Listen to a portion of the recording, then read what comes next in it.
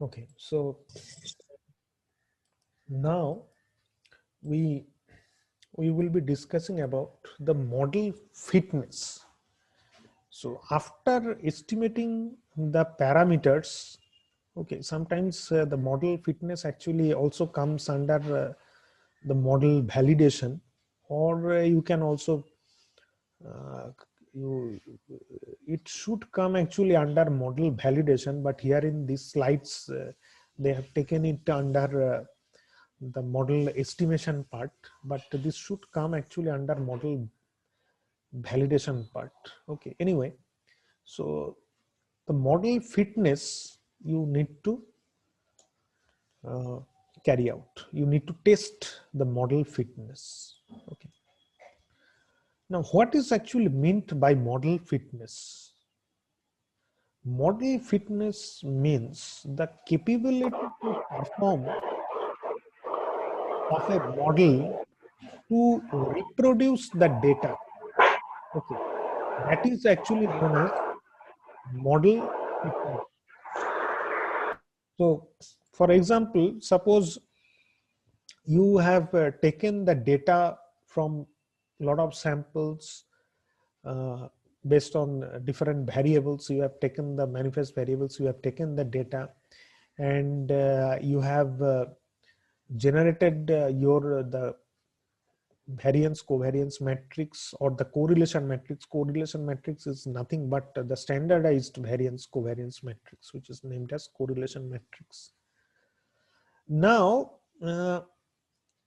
the if you put those lambda values that you have generated, if you put those lambda values in the model, then can you regenerate the data that you have collected from survey, how close they are? Okay, so that is measured by the model fitness. Okay, so there are certain conditions, or there are certain uh, criteria by means of which we can do those things. So there are certain goodness of fit indices. Okay, so goodness of fit indices. Okay, actually there are three different types of indices that we test to check whether that we those values we actually find out to test the model fitness. Okay,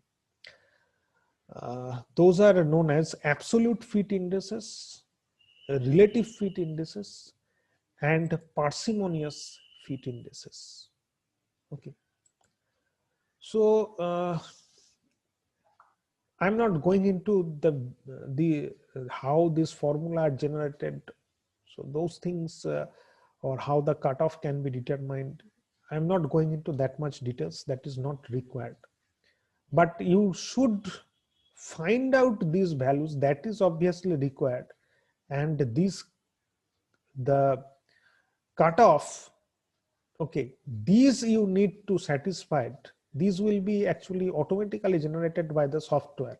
These values will be automatically generated by the software. Automatically means you need to uh, mm, give instruction that how what kind of fitness indices you actually need, you are looking for. Okay, that you need to instruct to the software, and the formulas or the values will be generated, and you need to check whether that is within the cutoff range, or that then only you can understand that your model is a good model, or otherwise your model is not a good model, and anyhow you need to uh, then again you need to change the model. For example, sometimes it is also noticed that your if your sample size is bit less, then the goodness, I mean the fit indices are not you know the very mm, it is not as per the requirement. Okay, so accordingly you need to either increase the sample size, or you will have to perform any kind of statistical things, or you need to rebuild the model, that which is a very problematic task, because once you collect the data, you cannot rebuild the model, or even the number of survey, that is also very difficult to increase.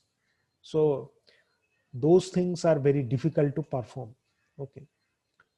So anyway, uh, so what is absolute fit indices? So it is the residual or unexplained variance remaining after model fitting, whether it is appreciable, that we check. Okay, because the residual, or we know that we have previously explained the concept of the best fitted line. Okay, so in case of the best fitted line, we have seen that the variables, the unavoidable variances, we there only remains. Okay, so the unexplained variance, or the unobserved variable, that remains. Okay, so whether that is that is appreciable, that we want to check through the absolute fit indices. Okay, in case of relative fit indices, we compare it with some other possible model. Okay, and the most common, the worst fitting model is actually termed as null model. So we basically we compare it with some other models. And in case of parsimonious fit indices, it is actually captures the goodness of fit of a proposed model while adjusting the number of parameters to be estimated. That means it measures the fitness per parameter. Okay, so because the number of parameters, that is also the influences the fitness. Okay, so that also you need to find out. So you can see that under absolute fit indices, there are certain index like goodness of fit index, RMSE, root mean square error approximation. There is under relative fit indices, there is normed fit index, comparative fit index, Tucker-Lewis index is there, TLI. Okay, so here also you can see AGFI, adjusted goodness fits index. Okay, so parsimonious PNFI, fit index. So parsimonious normed fit index. So a lot of indices are provided. Okay, and these indices are actually checked, but the most common thing that we use, that is actually chi-square 1 divided by the nu. That means it is actually the uh, your degrees of freedom. Okay, so it should be within 2 to 5. Okay, so this is a very the chi-square test, chi-square divided by degrees of freedom, because the degrees of freedom actually influences it. So so that's why uh, this is very commonly used, and the value should be 2 to 5. Okay, so this fitness measurement is required, and it also depends upon the software. That is also very crucial thing you need to remember, because the fit indices that here I have given to you, these are basically Lisrel fit indices. These fit indices are provided by the Lisrel software. Okay, but in case of Amos, most probably the fit indices are different. Okay, or in case of smart PLS also, the fit indices might be different, but I have provided here the measures of Amos, because Lisrel, because in case of Lisrel, more or less all the fit indices are captured. Whatever you will find in case of Amos or a smart PLS, those things you will also find in case of Lisrel. Maybe some more things you will find in Lisrel. So in this case, that's why I have chosen mm, the Lizerel measures. Okay, but this is very important, chi-square degrees of freedom, to understand if it is within 2 to 5, then it means that it is your the model fitness, it is good. Okay, there are very detailed statistical explanation about regarding the model fitness, and it is a very in-depth area of statistics. So I am not going into that much details, but you should only know these things, that after estimating the parameters, you should test the model fitness. And model fitness means the capability to reproduce the data in a proper way, or how close it is, that is judged by the model fitness. And in case of model fitness, there are some certain statistics that you need to find out. Okay, and the value should be within the range as mentioned by the earlier researchers, or the statisticians.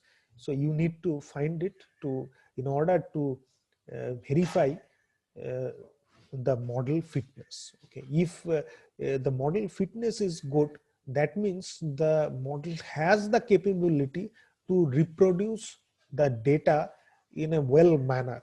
Okay, that means but if it cannot, suppose, what is the objective of a model, that you first need to identify. Suppose in case of, see, machine learning, whatever, whenever we use some machine learning techniques, okay, or artificial intelligence, we always want that our model will be such that, so that it can very accurately, it can predict the data, or it, so if your model can reproduce the data very well, that means it has the capability to forecast the data properly.